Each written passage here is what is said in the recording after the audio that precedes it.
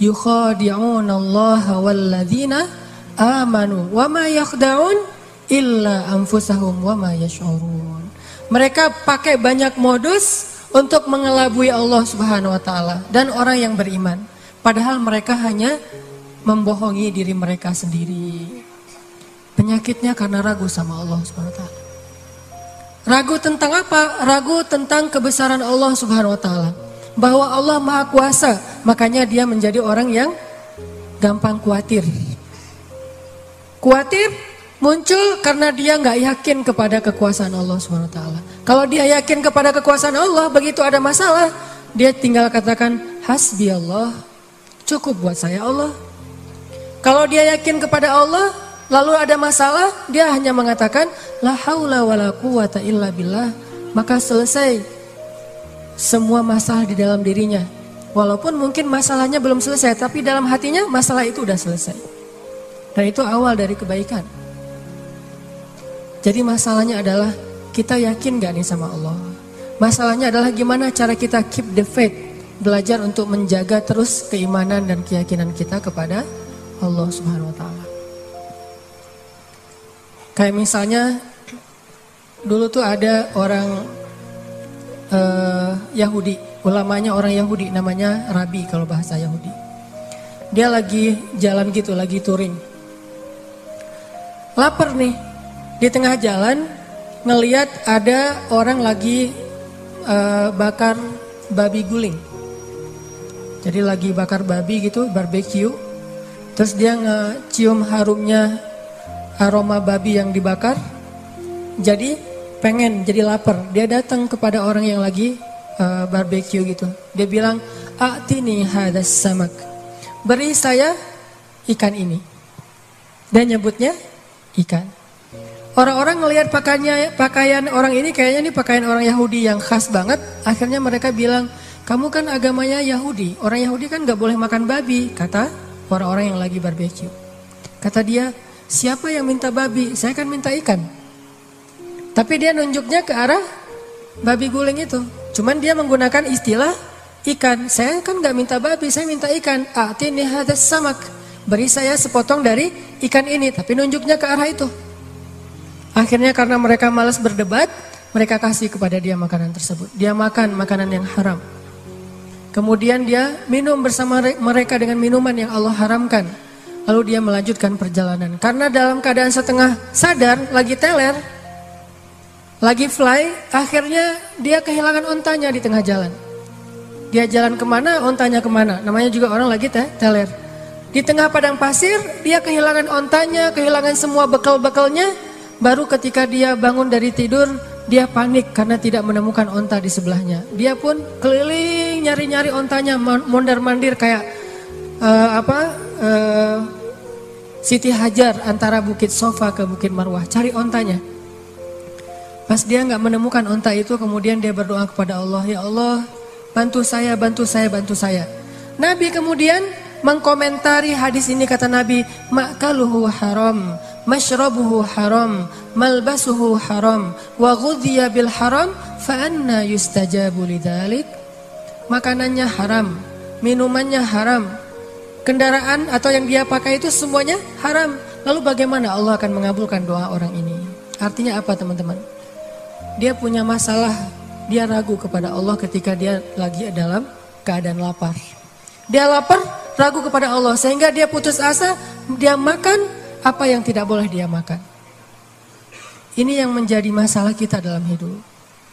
Dulu ketika Doli ditutup di Gang Doli di Surabaya, salah satu kalimat yang keluar dari teman-teman yang ada di sana apa?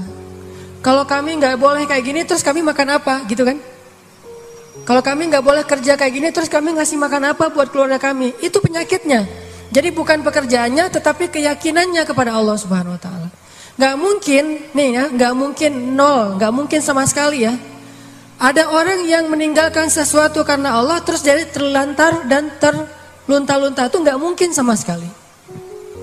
Bukankah Allah sudah menunjukkan banyak bukti kepada kita? Siapapun yang meninggalkan sesuatu karena Allah, pasti Allah ganti dengan yang lebih baik. Musa meninggalkan Mesir karena perintah Allah, Allah ganti dengan Palestina. Ibrahim meninggalkan Irak karena Allah, Allah ganti dengan Palestina dan Mekah.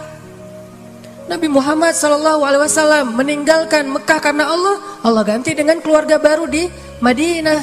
Gak mungkin ada orang yang berhijrah meninggalkan sesuatu karena Allah terus jadi terlunta-lunta, jadi susah hidupnya. Gak mungkin, gak ada ceritanya dalam sejarah. Masalahnya ketika dia meninggalkan itu, kadang Allah ngasih dia ujian kecil untuk melihat dia yakin gak sama Allah. Nah, di ujian itulah banyak orang yang patah. Banyak orang yang kemudian jadi seperti bangsa Bani Israel yang mengeluh terus bilang, duh kalau kayak gini mending saya balik lagi aja kayak dulu. Banyak orang yang ngomong kayak gini nih. Mending saya balik lagi aja kayak dulu. Kayaknya hidup saya yang dulu lebih mudah daripada sekarang. Itu yang dikatakan Bani Israel ketika mereka menuju ke Palestina. Ketika mereka di tengah jalan, mereka bilang, tahu kayak gini kita mending balik lagi aja ke Mesir kayak di zaman Firaun. Ternyata sama aja nasib kita di tangan Firaun dengan di tangan Musa. Kenapa? Ragu kepada Allah Subhanahu wa taala. Tidaklah seseorang ragu kepada Allah kecuali akan bertambah keluhan dalam hidupnya. Semakin dia yakin kepada Allah, semakin sedikit dia mengeluh dalam hidupnya. Makanya teman-teman, masalah paling besar dalam hidup kita itu, terutama masalah hati adalah ketika kita ragu kepada Allah Subhanahu wa taala. Coba nanti teman-teman kalau misalnya lagi santai di rumah, cari-cari ayat tentang kebesaran Allah di dalam Al-Quran. Misalnya yang bikin teman-teman sering galau itu apa? Sebutlah masalah jodoh. Yang sering, bukan teman-teman sih, saya dulu juga kayak gitu. Namanya orang masih sendiri kan galau ya, saya bisa nikah nggak ya? Kayaknya nggak ada yang mau deh sama saya. Alhamdulillah Allah karuniakan seseorang yang mau sama saya. Kalau kita lagi galau tentang satu masalah, jalan keluar yang pertama yang harus teman-teman cari itu adalah Allah Subhanahu wa taala. Coba tanya kepada Allah, coba baca ayat-ayat Allah, gimana cara mengobati galau atau masalah di dalam hati kita. Misalnya masalah jodoh. Allah bisa kita baca di dalam firman Allah surat An-Nur ayat 32. Ini salah satu ayat yang bisa membooster teman-teman jomblo fisabilillah. Ini ayat jomblo banget nih. Ayat surat An-Nur surat 24 ayat 32. Apa kata Allah di dalam ayat 32? Iyakunu fuqara yughnihimullahu min fadlih wallahu wasi'un alim. Nikahkanlah orang-orang yang masih sendiri di antara kalian, baik yang merdeka ataupun orang-orang yang budak. Kalau mereka fuqara, apa arti fuqara? Fakir, gak punya apa-apa. Yughnihimullahu min fadli. Allah yang akan mencukupkan mereka dari karunia-Nya. Dan Allah maha luas lagi maha mengetahui. Ini ayat booster banget. Datang ke rumah calon mertua, capture nih ayat nih. Capture dulu ya, capture, udah selesai capture, ditaruh paling depan. Jadi pas kita buka HP langsung ayat ini yang keluar gitu. Begitu ditanya kerjaannya apa, tunjukin nih ayat. Kan pertanyaan kedua pasti kerjaannya. Pertanyaan pertama siapa namanya, kedua kerja di mana. Siapa namanya, misalnya sebut nama kita, sebutlah Budi gitu. Oh iya, kerja di mana, masih kuliah atau udah kerja? Udah selesai kuliah Pak, kerjanya Pak ini. Apa ini? Kalau mereka fakir, Allah yang akan mengayakan mereka. Hah? Ngeri juga udah pakai ayat ya. Dan Allah maha luas lagi maha mengetahui Pak. Itu juga saya dengarnya dari Ustadz gitu ya. Oh benar juga nih ayatnya. Terus gimana anak saya dikasih makan apa? Allah yang kasih makan bukan saya. Anak bapak dan saya, bapak semua kita nih pemakan rezeki, bukan pemberi rezeki. Gak ada satupun kan di antara kita pemberi rezeki, semua kita ini pemakan rezeki, pemberi rezekinya Allah. Dan ini ayat modal saya banget untuk nembak si dia. Kan saya dulu nikah ngutang, maharnya aja ngutang ke sebelah.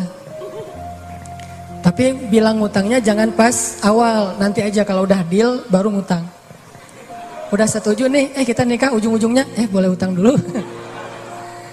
Ternyata Allah mudahkan setelah itu. Justru setelah saya nikah tuh kan dulu saya kerja gak jelas ya. Memang gak punya kerja sih, bukan gak jelas. Nikah tuh gak punya kerja, gak punya simpanan apapun, gak punya bekal. Pokoknya modalnya modal surat An-Nur ayat 32. Itu modalnya, catat tuh. Kalau perlu jadikan status. Justru setelah menikah saya ngebuktiin sendiri gimana Allah maha menunaikan janjinya. Allah gak pernah ingkar janji. Kalau kita fukoro, saya emang dulu fukoro. Gimana fukoro? Gak tahu mau makan apa hari ini juga. Namanya mahasiswa di luar negeri. Tapi kemudian setelah selesai nikah, Allah mudahkan dengan tiba-tiba saya dapat kesempatan menjadi petugas haji resmi, bukan outsourcing gitu, resmi. Petugas haji resmi dari Depak selama 1 bulan musim haji dan itu lumayan penghasilannya. Pulang dari situ dapat tawaran untuk ikut audisi mengisi tilawah Al-Quran di salah satu televisi di Mesir. Yang ikut audisi itu banyak. Orang-orang Arab kan ngajinya bagus-bagus ya. Kelasnya udah kelas Al-Afasi, Al-Ghamidi, Toha Junaid. Yang keren-keren lah bacaannya, suaranya, hafalannya udah pasti keren. Saya ikut audisi tuh. Ternyata dari sekian ratus orang yang ikut audisi, yang dipilih cuma 5 orang min ajmalis saut atau as-saut adz-dzahabi, suara emas. Dan saya alhamdulillah terpilih. Entah gimana caranya, mungkin juri waktu itu juga lagi gak dengerin saya, tiba-tiba dicontreng aja. Terpilih di antara 5 orang dari berapa ratus orang yang ikut audisi. Terpilih, lalu dari 5 orang itu diseleksi lagi untuk ngambil 20 episode sekaligus. Yang lain cuma satu-satu episode. 20 episode siapa? Ternyata saya juga dapat dari 5 orang itu dipilih satu-satunya yang ngambil 20 episode di televisi. Alhamdulillah, akhirnya rekaman, recording di TV, udah selesai gitu, gak kerja selama 6 bulan. Mulailah kita keliling-keliling gak jelas gitu di Mesir mondar-mandir kayak 99 cahaya di langit Eropa gitu.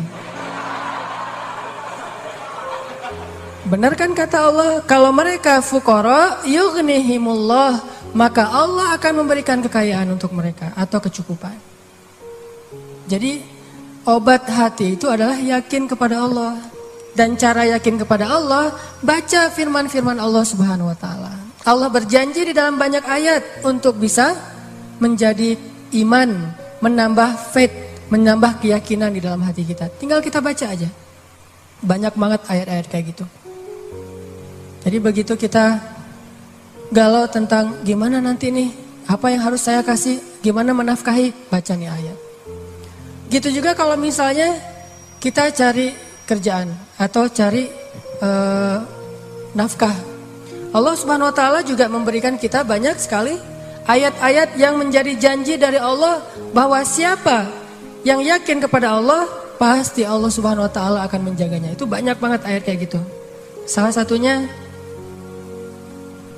teman-teman bisa baca minimal banget teman-teman bisa baca di surat Hud ayat 6. Coba baca surat Hud, surat 11 ayat 6. Ini juga ayat untuk ngecas iman kita.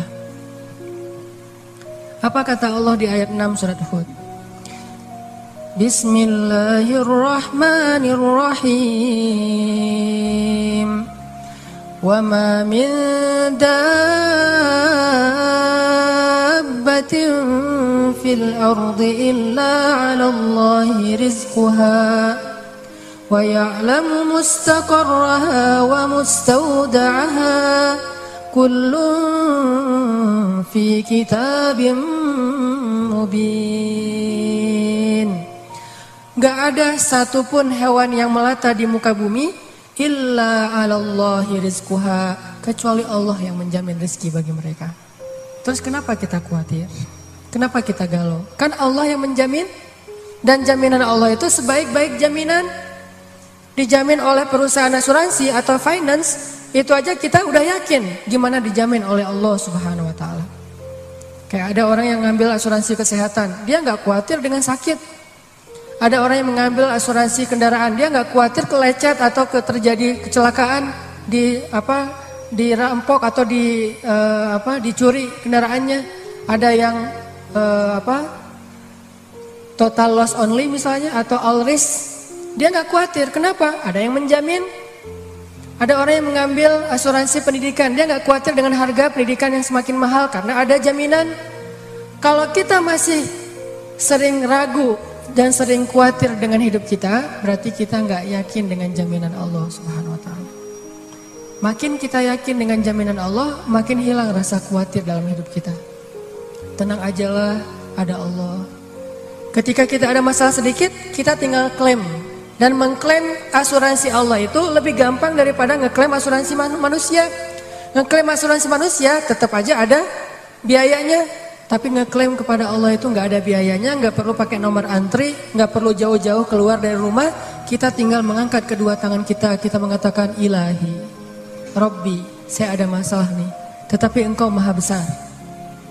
Dan setelah itu hati kita akan langsung tenang.